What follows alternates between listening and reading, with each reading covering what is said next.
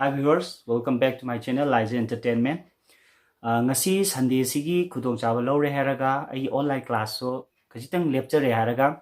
hayeng May gi date 4 dagi May gi 17 faw lockdown extension tawgibada si matangda do's and don'ts khara khitang changes khara leyaba hanagi lockdown torambodo aduga kitang manadaba khara ley adugi do kitang mayamda knowledge oinaba mayamda kitang informative oinaba gidamakta aina blog ase sajabani mayamda kitang hanasu khangbiram su yai ai viewers singna ado khangbidaba leiragasu kitang aina share tawjege tawbani aina khangjaba khara akhoi lockdown se extension khara mu tawkhre adubu some changes khara leiki adugi changes khara da kai dobi ya de sigi manung chida adu khitang ai thamjege tawbani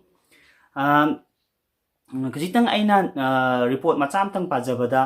ngasi dagi nonini mamangda 88 akhoi Manipur bhawanda lecture dun leramba pandun leramba akhoi meite macha Manipur bhawanda leramba singdo akhoi Manipur da Guwahati dagi ya akhoi gi yaurakhre akhoi si yam nungai ba pauni aduga akhoi extension Minister of Home Affairs ki makhada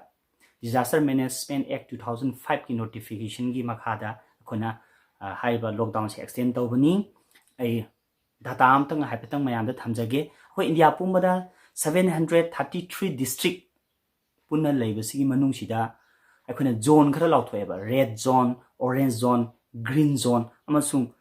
containment zone hena lauthoeba masi kari no Manipur na kamaina kari da chalibno red zone da leiragana kai dobi yai na to green zone da leiragana kai dobi yai ya de habado ai khajitani ko asida pajage to bose mayam da sun knowledge thamjage to bose asini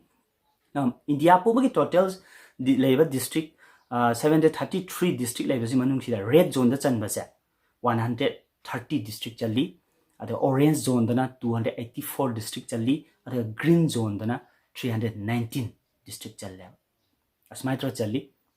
now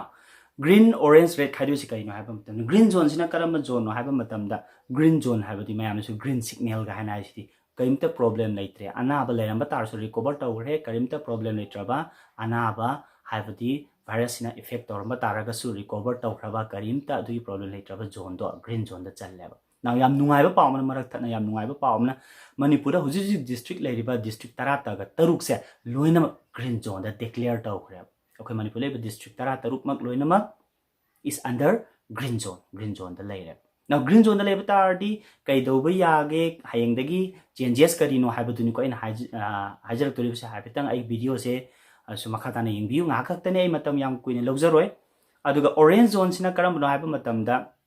problem khara lairiba adubu yam kana anabadi lairaba ko phadi phagatriba mayam henjalakpadi nataba anaba kharadi lairaba adu mani yam kunna sugaina de hai roige then red zone se mashi red zone se sum henjalakpa sum henglakpa problem am then adugi manung se khwaidagi yam dangerous oiba zone am lay yamna fog yamna epicenter haiba tar epicenter oileba containment zone se aduda sum anaba sa sukimatik problem se asukimtik thengnariba adugumba zone ne anaba se masing thingam tan sum henjalai akhoi mayam state mayam laikhre akhoi gi India manungda okay adu mayam do loina loi thaduk jaraga aina hoji lakchadoriba point se karino haiba matamda or red zone oigera orange zone oigera green zone oigera oiningma zone amdo orisna adu zone khudima da restriction khara laiba kari pota restriction lei athingba lei restriction da athingba lei buduni ko adu laiba zone kari hiram da red zone da laiba oigera akhoi Manipur si green zone da lei ko adu green da oigera red da oigera orange da oigera containment oigera adu gi khudimakta restriction athingba khara laiba hiram singduni ko aina kitang haijarake ba mayam da kai le ba air travel tauba adum train metro interstate habadi flight cancel asi mayam sa flight yade train chathok sasin yade metro gi yade interstate state amadi state am found of bus service to asi yade education institution amata yade school college coaching tuition amata hoji hangba yade aduga training center akhoi gym na jingba asiguma training center coaching center then adudiki amuka hotel public gathering samna ha public gathering mayam punma tinba yaba thaba amata hoji chathabi yade any zone da laiba taraga masi ma khambiu ko masi aina sum panghai haijaba nate ai data ama pajari bani marang han dagi lokhot chaba data ama pajari ni Minister of Home Affairs Disaster Management Act 2005 ki makha da notification thopa aduni ko ai pajari base aduga ataina mall sport complex asi amta yade and any kinds of gathering hairage samjalaga aduga religious places sing akoina laisang gumba laiba aduga akoi ki mosques church mayam sida gathering toraga pun tillaga lining kuramba kolamba mayam se mayam tinba haiba thabak se amata ya asi sigi sing sidi loina mukhisu makha tana restriction lairi ab athingba lairi ab red zone do egera green do egera amata oigi oigi sidi lairi ab now aino makha tana hoji aina haijarak torisina kaino haba matamda akhoi gi restriction mayam le special train khara arrange tawri special train khara khudam ana special train khara arrange taw haiba arthadi ngasai train amta chen ba yadi hai adu special train habati migrants sing workers sing amasung akhoi gi hoji khudam ana harage ko manipur dagi mapanda lai ki mitem cha mayam lairi aba mokhoi sing ju puchalak pa yabagi mokhoi sing ji lan ba yabagi iramdam ji da changchalak pa yabagi mayum da halak pa yabagi khudong cha ba pina arrangement or special migrants sing workers sing adugumba mayam ji tongan special oina arrange tawdi lay ko asima sung ai marak tan haijake now adu aina hoji paja dori ba aina hoji data ma paja yang mayam da khangan dori akhoi manipur da haise manipur se green zone da challe ba ko manipur se green zone da chanba taragadi kari tawba yagadagi habaduni ko mayam khambi ko hayengdagi akhoi lockdown se pungkong kome habas marak tan ai kenum ta hayoge numidang gi pung 8 tagi ayuk ki pung 8 phawbada thokpa amta yade akhoi CRPC 144 section sum palaga legani akhoi gi numidang gi yam khanggen biu timing se numidang gi pung 8 tagi ayuk ki pung 8 phawbadi akhoi gi leijeri ba hana dagi akhoi gi curfew lei base masi sum leigani mayam na nungdang ni thopi ganu singtang aina prevention ona ai mayam da ai gi viewers sing da haijage now adudi ayuk nun thing gi matam sita kari komthok libano kari de komthok tabano haibado kari de komthok tabano haibado khara I paja khare hoji restriction khara paja khare aduga green zone da chalabani na green khatagi ai paja rake ko manipur na green zone da chalmani na asi kai tobi ya de haibado aduga tobi ya ba duni aina hoji haijar toise barber shop aduga spa barber shop ai akhoi gi cham kapphom khotpam hangbi ya spa ai akhoi parlor ga leise asiguma hangbi ya ba gi akhoi khudong chaba leire medicinal clinic OPD loina han hangamdrasu medical gi oiba pharmacy clinic OPD loina hangadabani hangbi yare habani aduga auto taxi gumba obtardi 1+1 driver duga miga amaga mi ani den tong biade then 4 wheeler da 1+2 habani thoriba mi amaga ani amaga tong biya habani ko asi ayabale 2 wheeler da 1+1 2 wheeler da thoriba amaga tong amaga yai haina asmana pibiri aduga inter district bus intra district bus haise moina kahedi state manung sum chen ba bus leiden ko aduga district ki mapan du da chen ba su leiden ko state manung chen su district chen ba district ki district amde district amlan chen ba leide ko moina 50% se passenger handa ga da bane khudam na haraba kanda hanna bus amada mi yankai tong amdo ji kun manga da handa ga da bane maram dinga sai social distancing abdo lakna bani ko amaga arapa 1 meter gi distance thamar do distancing do lakna bani aduma then akoina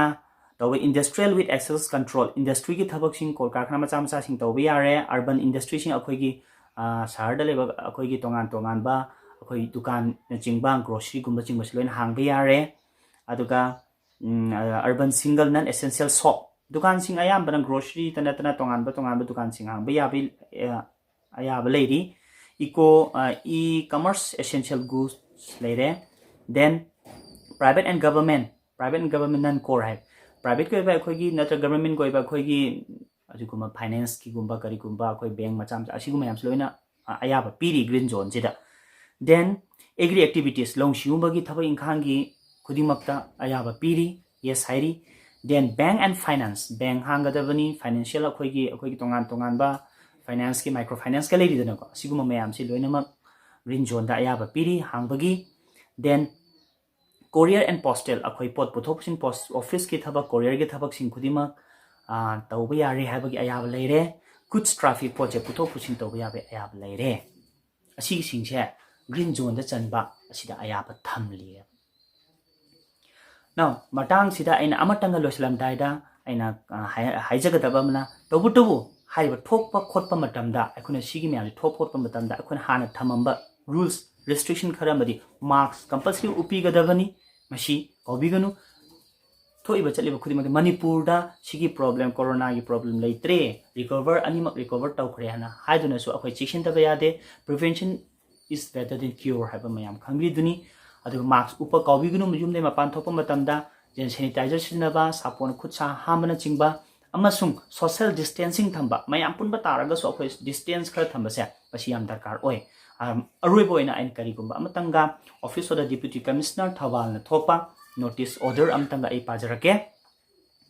अखुना disaster management act 2005 की मतुंगिना makha da piriba list nipan khak piri makona haiba list nipan se kaino haiba matamda ako institutional quarantine center oina thamgadaba adugumba covid 19 ga akoi santoriba masiga akoi quarantine center oina thamgadaba mafam singni mayamna su sigi order se date 2 May da thokpani soitana sum ubiram bi yai adu aina sum mayam da sum uram da taraga su khangam da taraga su aina sum pathok jabani आई आमता पाथोचर के quarantine centre सिंचे Thoubal district को निको हाइजरी बसे को हारिबा मफम से आई पाजर के थौबाल को इना girls hostel चौयमा हायर सेकेंडरी स्कूल दा मी लेबे या बसे 70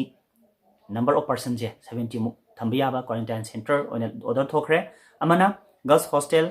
वाइखोमनी कॉलेज थौबाल दा मसिदन 40% एकोमोडेट तो याबा मफम नि हाइजको मसिंग डिस्ट्रिक्ट स्पोर्ट कॉम्प्लेक्स कोदोंपोपी वांगजिंगना 150 को मानो खारी हुजिक यामी लाइक थंबेयाबा क्वारंटाइन ओने थंबेयाबा मफम देन जीनेमाई स्कूल डिस्ट्रिक्ट हॉस्पिटल थवा मसिदा 50 थंबेयाय guest house Khongjom war memorial complex Khongjom दना 30 अदुगा boys hostel Lamding high school Lamding दना 70 अदुगा दारुल उलम लिलोंग तुरेल अहनबी हाइन हाई को सिजन 25 लिलोंग हरोबी कॉलेज हॉस्टल से ना लिलोंग हरोबी दले रे हरोबी सॉरी असिदा 95 अमन पुला पुंचल लरगा 530 अखोइगी नंबर ऑफ पर्सन एकोमोडेट तोबा याबसे अदुगुम क्वारंटाइन सेंटर से कोइ तौबाल डिस्ट्रिक्ट की ओइना ऑर्डर ओइना थोखरे मेगी डेट 2 असीगी इन्फॉर्मेशन से मयामना सुम हाना सु खंबिरम बिया मयामना सु खंबिनबगी दमकता हाइबा एगी ब्लॉग असिबु हेन हेन लाइक तो व्यू अमसुंग शेयर तो व्यू मयामना सिगी नॉलेज सिमतंग अने थंदिरिबा नॉलेज खरा से मयामना खंगदबा मयाम से हेन खंगनबगी दम थंबियु हाइबो असी हाइजरगा इ ngasiगी ओइबा ब्लॉग असी स्वाइदा टेंशन जरगे याइ फ्रेम या थैंक यू बाय बाय